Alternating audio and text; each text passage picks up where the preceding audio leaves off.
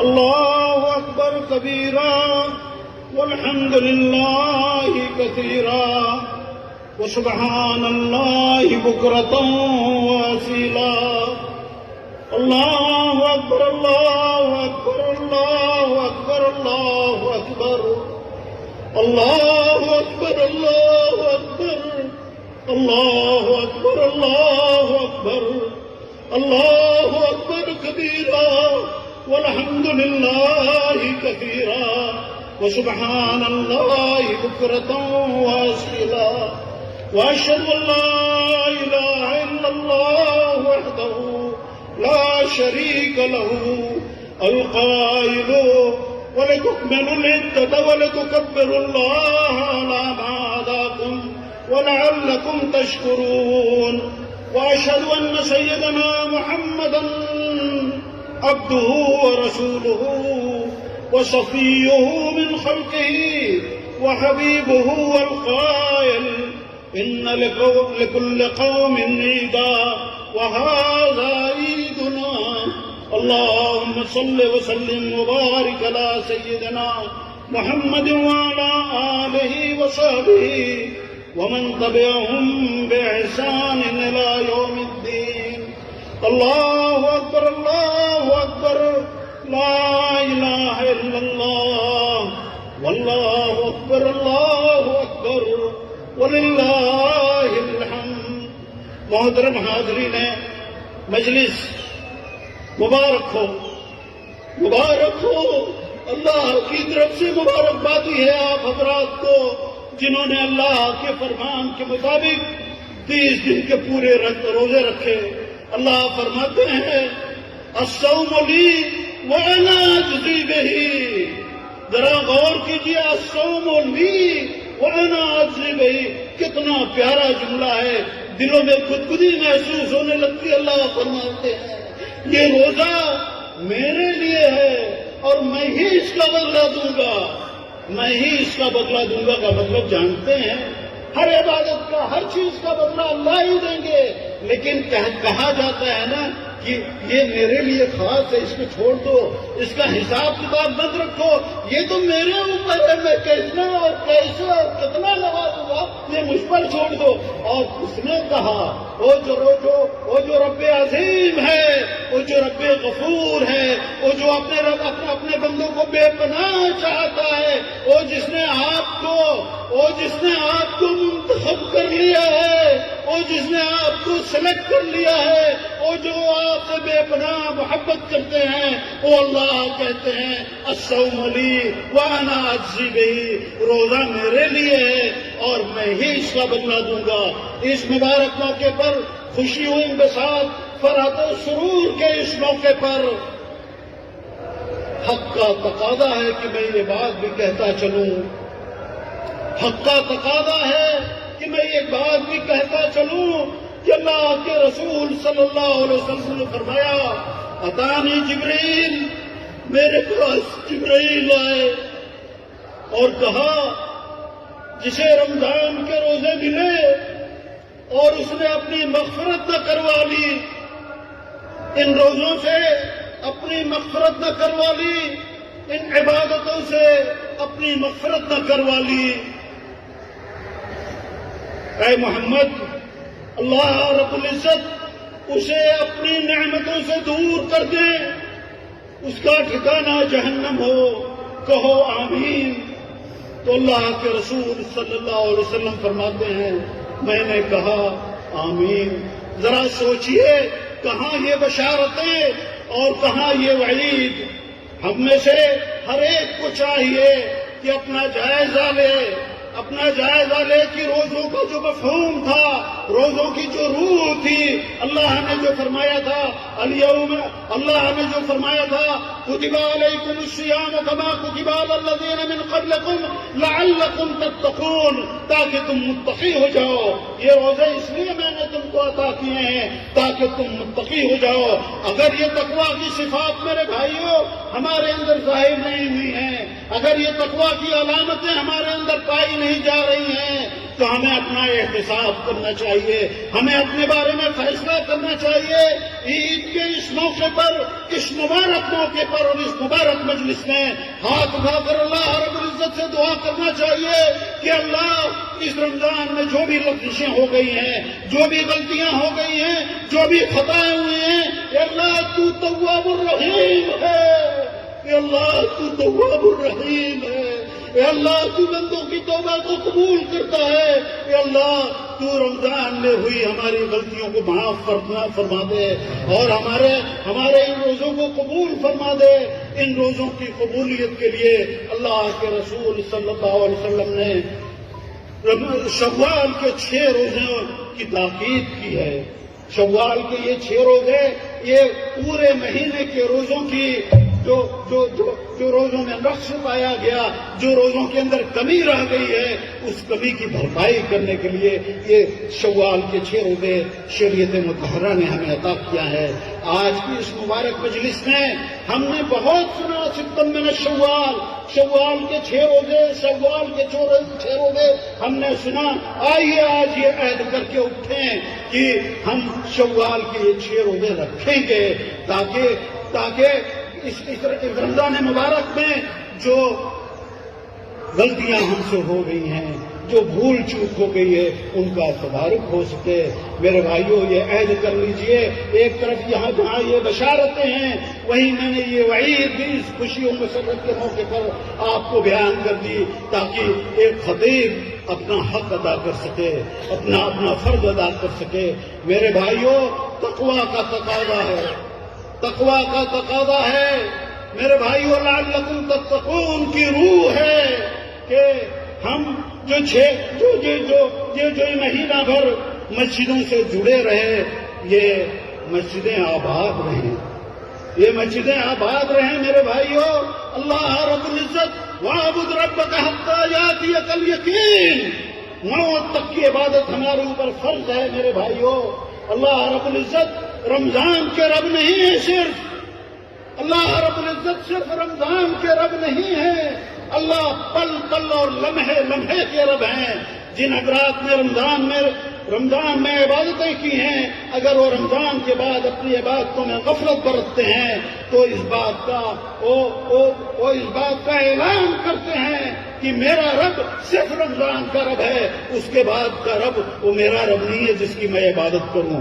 میرے بھائیوں، اپنی اس بھول، اپنی اس غلطی، اپنی اس چوک سے توبہ کر لیجئے کہ آج میرے رب نے انعام کا وعدہ کیا ہے۔ غلطیوں کی معافی ہمارے لیے سب سے بڑا انعام ہے میرے بھائیوں۔ ان غلطیوں سے معافی مانگ لیجئے، اللہ سے یہ عہد کر لیجئے کہ اللہ جس طریقے سے تو نے تقویٰ کے حصول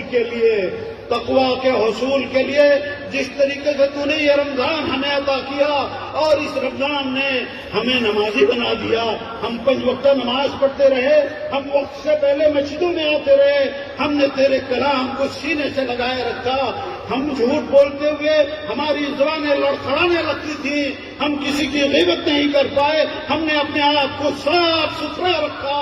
30 دنوں کی اس صفائی کے بعد اللہ تعالیٰ نے ہمیں صاف ستھرا کر دیا ہے۔ اس صفائی پر، اس ستھرائی پر، اس پاک و صاف دامن پر اب کوئی داغ نہ لگنے پائے میرے بھائیوں۔ یہ عہد کر لیجئے کہ اب کوئی داغ نہ لگنے پائے، اپنی حفاظت کر لیجئے میرے بھائیوں، کہ یہی لعلکم تتقون کی روح ہے، یہی لعلکم تتقون کا تقاضا ہے میرے بھائیوں۔ روزے ہم نے جو رکھے ہیں، ان روزوں کا تقاضا ہے کہ یہ زندگی بھر، زندگی کے آخری لمحات تک ان روزوں کا اثر ہمارے اوپر باقی رہے۔ یہی روزے کی روح ہے میرے بھائیوں۔ اسلاف کا طریقہ تھا کہ جب رمضان گزر جاتا تھا تو 6 مہینے تک رمضان کے روزوں کی قبولیت کی دعا کیا کرتے تھے، اور جب 6 مہینہ ہو جاتا تھا تو آنے والے روزوں کی تیاری کیا کرتے تھے۔ سال بھر اس روزے کے احساس کے ساتھ زندگی گزرتی تھی میرے بھائیوں۔ وقت کا تقاضا ہے، امت بڑی تیزی سے پستی کی طرف جا رہی ہے، امت بڑی تیزی سے پستی کی طرف جا رہی ہے، اور پستی کا کوئی حد سے گزرنا دیکھے کہاں پہنچ گئی وہ قوم، وہ امت جسے اللہ رب العزت نے خیر امت کا لقب دیا تھا، كنتم خير أمة أخرجت للناس تأمرون بالمعروف وتنهون عن المنكر. خیر امت کے لقب سے ملقب یہ امت اگر پستی کی انتہائی ذلتوں میں گر جائے تو اس کا مطلب یہ ہے کہ ہم نے دین کو چھوڑ دیا ہے، ہم نے اللہ کے بتائے ہوئے طریقے کو چھوڑ دیا ہے، ہم نے اللہ کی شریعت کو چھوڑ دیا ہے، ہم نے رسول اکرم صلی اللہ علیہ وسلم کی تعلیمات کو چھوڑ دیا ہے۔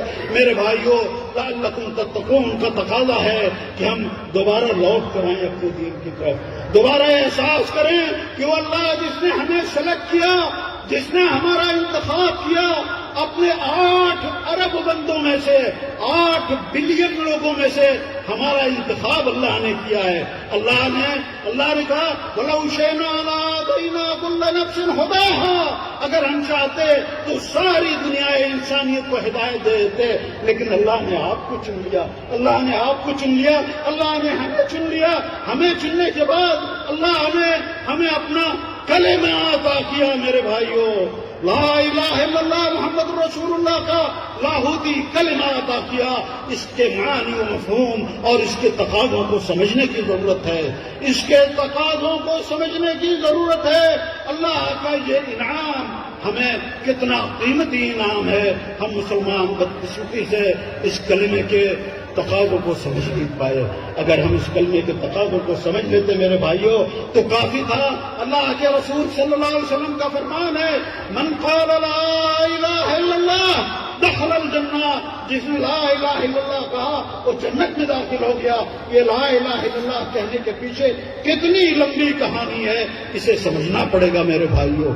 جنت اتنی آسان نہیں ہے، اسے سمجھنا پڑے گا، اس کے تقاضوں پہ عمل کرنا پڑے گا۔ ہم نمازیں چھوڑتے رہیں، ہم روزوں میں خیانت کرتے رہیں، ہم زکوٰۃ نہ ادا کریں، ہم حج اور عمرے کا اہتمام نہ کریں، ہم غریبوں کی داد رسی نہ کریں، ہم اسلامی شریعت کی پابندی نہ کریں، ہم غیبت، جھوٹ اور معاشرے کی ساری بیماریوں کا شکار رہیں اور اس دھوکے میں رہیں کہ ہم نے لا الہ الا اللہ کہہ دیا جنت تو ہماری ہو گئی۔ اس دھوکے میں مت رہیے میرے بھائیوں، اس دھوکے میں مت رہیے۔ لا الہ الا اللہ کے تقاضے ہیں، ان تقاضوں کو سمجھیے، ان تقاضوں کو سمجھیے۔ ان تقاضوں سے سمجھنے کے بغیر، سمجھے بغیر جنت کے مستحق نہیں ہو سکتے میرے بھائیوں۔ اللہ رب العزت آپ سے محبت کرتے ہیں، اللہ تعالیٰ آپ سے محبت کرتے ہیں۔ اللہ رب العزت نے آپ کو اپنا قرآن مجید عطا کیا، اللہ نے آپ کو اپنا قرآن مجید عطا کیا۔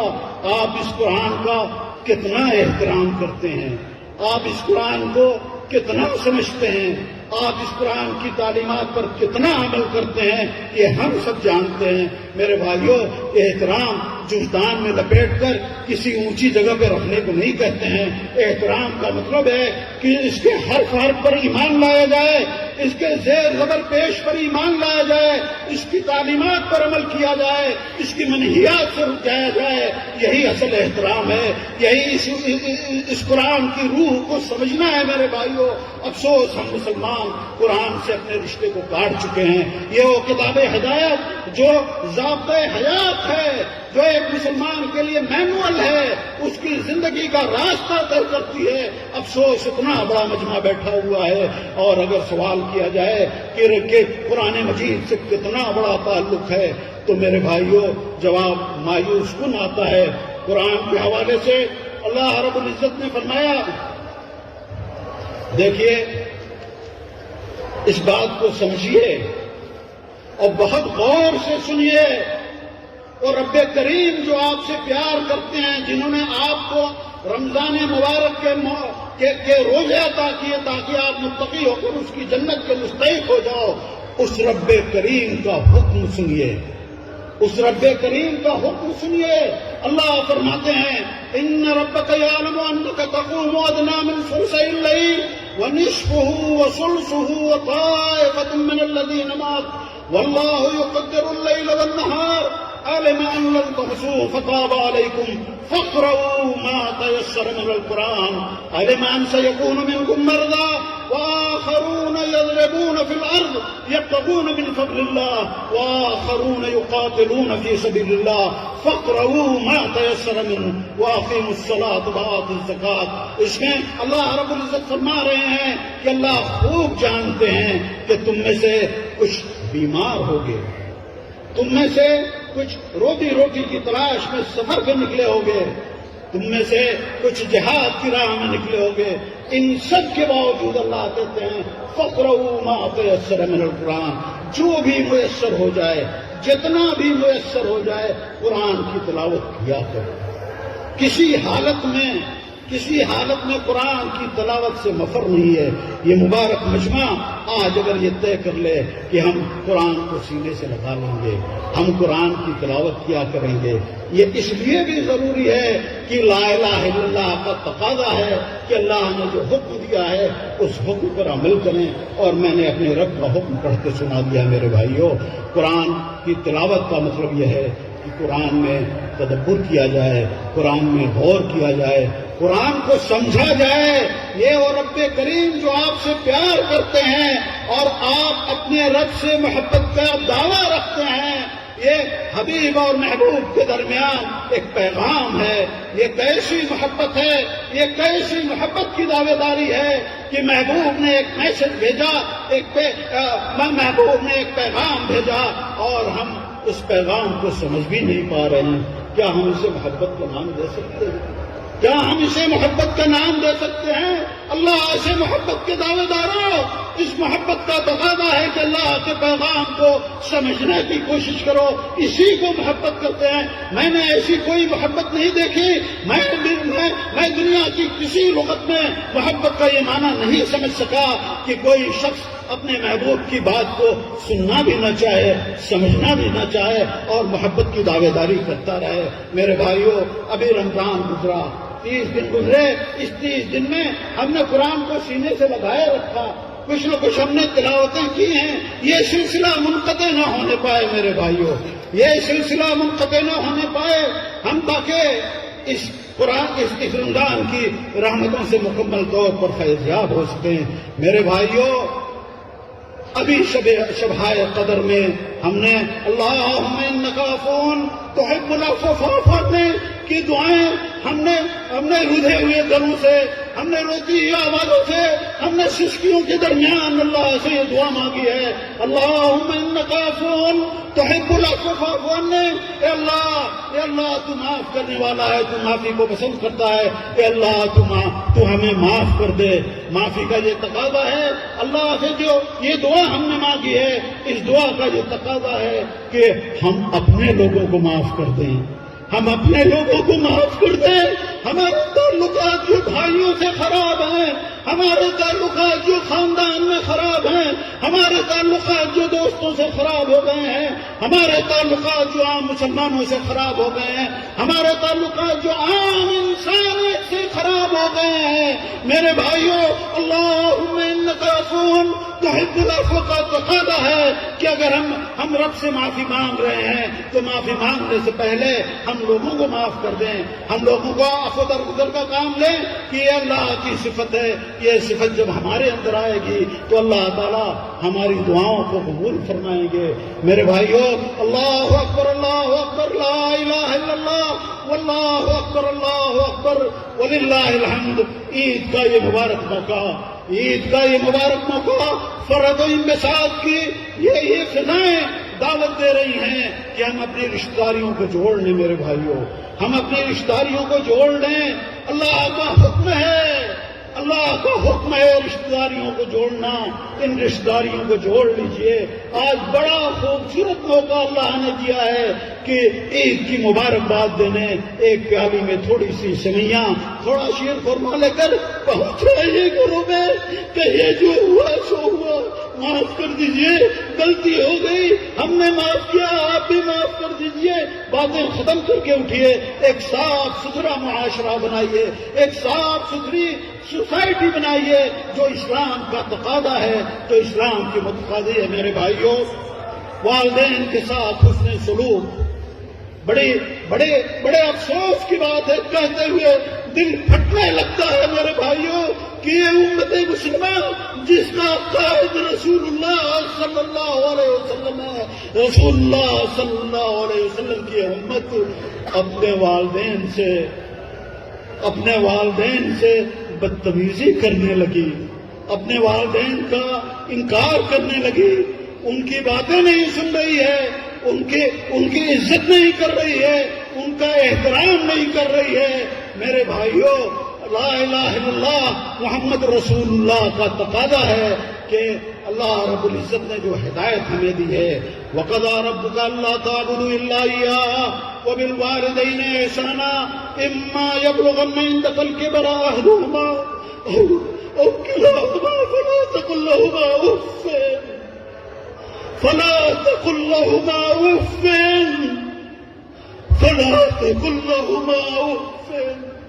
وقل لهما قولا كريما فلا تقل لهما اف ولا تنهرهما وقل لهما قولا كريما۔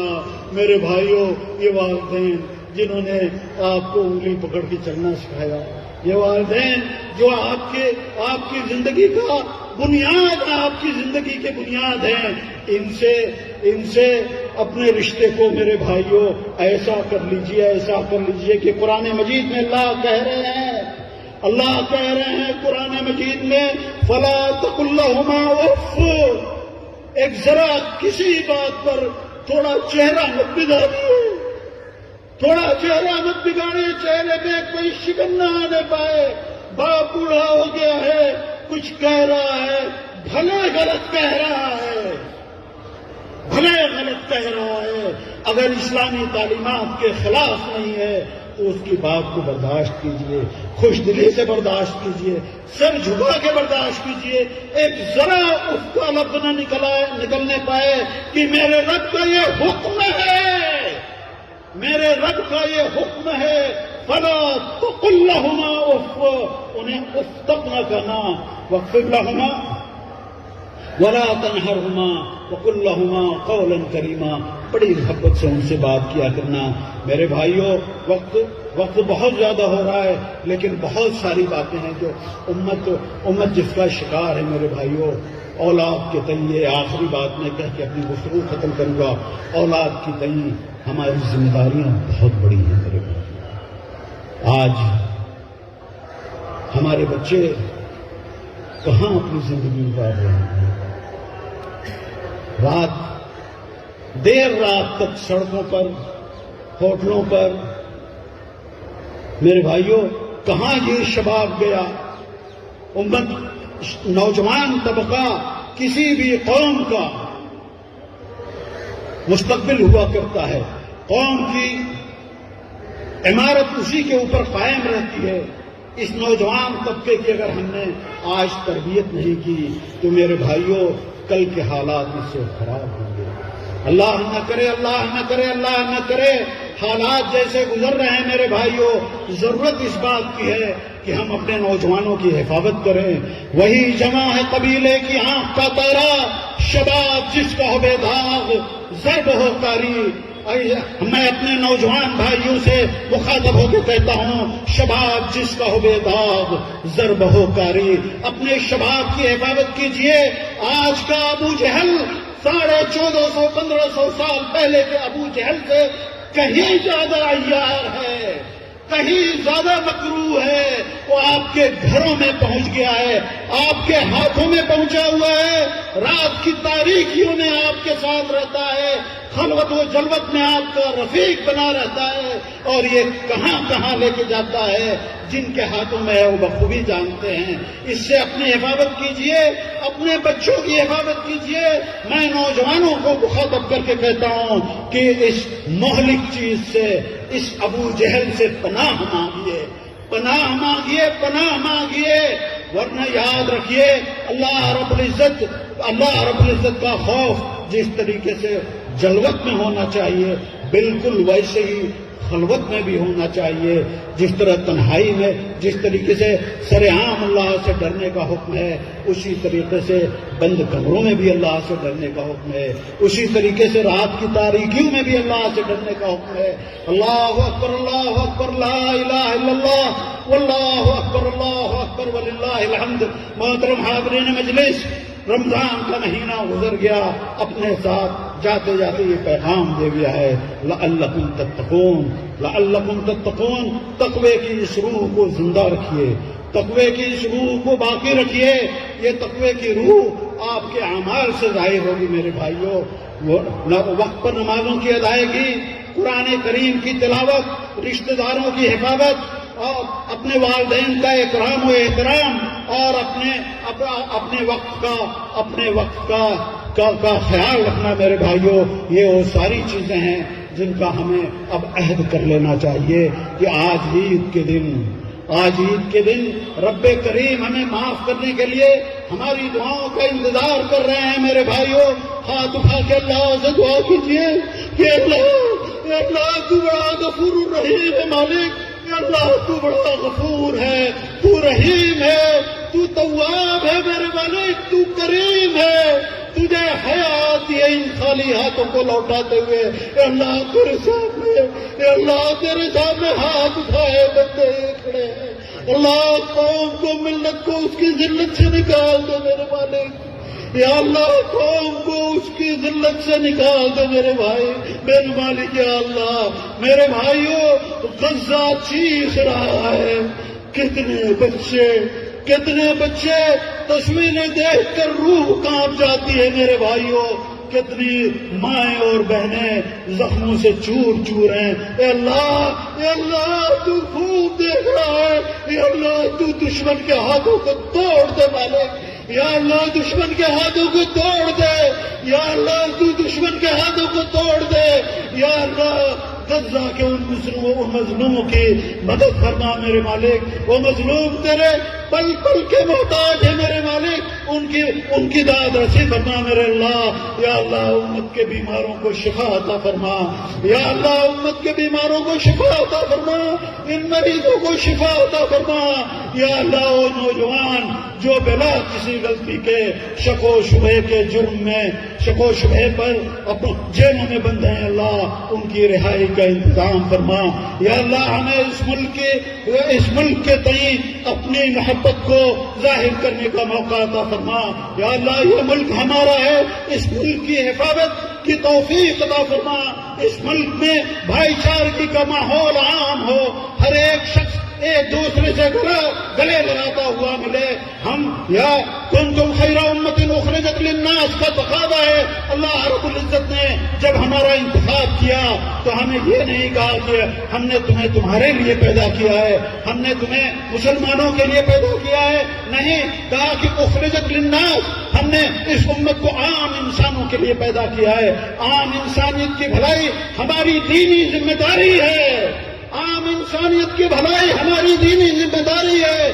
یہ دوسروں کے لیے سوشل ورک اور سماجی ورک ہو سکتا ہے، یہ ہمارے لیے دینی فریضہ ہے، اے اللہ تو اس فریضے کو ادا کرنے کی توفیق عطا فرما، یا اللہ تو ہمیں اس ملک کے لیے رحمت بنا دے، یا اللہ تو ہماری دعاؤں کو قبول فرما لے، یا اللہ ہم میں سے جو دین سے بگڑے ہوئے ہیں اور دین کو چھوڑے ہوئے ہیں، یا اللہ دین کی روح کو سمجھنے کی توفیق عطا فرما، اس میدان میں اللہ ان اٹھے ہوئے ہاتھوں کو خالی مت لوٹائیو، یا اللہ مغفرت تیرا وعدہ ہے تیرے مالک، مغفرت تیرا وعدہ ہے، یا اللہ ہمیں بخش دیجیو، یا اللہ ہمیں بخش دیجیو، یا اللہ ہمیں بخش دیجیو، عید کے اس مبارک موقع پر یا اللہ تجھ سے عید ہی مانگ رہے ہیں، یا اللہ تجھ سے یہ عاجز بندے، یہ گنہگار بندے عید ہی مانگ رہے ہیں، یا اللہ عیدی میں بخشش عطا فرما، یا اللہ عیدی میں بخشش عطا فرما، یا اللہ مکمل طور پر دین کو سمجھنے کی توفیق عطا فرما، یا اللہ دین پر عمل کرنے کی توفیق عطا فرما، وآخر دعوانا الحمدللہ رب العالمین۔ اس مبارک موقع پر میں اسکول کے ذمہ داران اور اپنے پولیس ڈپارٹمنٹ کا تہہ دل سے شکریہ ادا کرتا ہوں کہ انہوں نے نہایت ہی محبت کے ساتھ یہ میدان عطا کیا اور ہمیں یہ پروگرام کرنے کی اجازت دی۔ اللہ تعالیٰ ان کی دنیا و آخرت کو سنوار دے میرے مالک، ان کی دنیا و آخرت کو سنوار دے، انہیں ہدایت سے سرفراز فرما۔ وآخر دعوانا الحمدللہ رب العالمین۔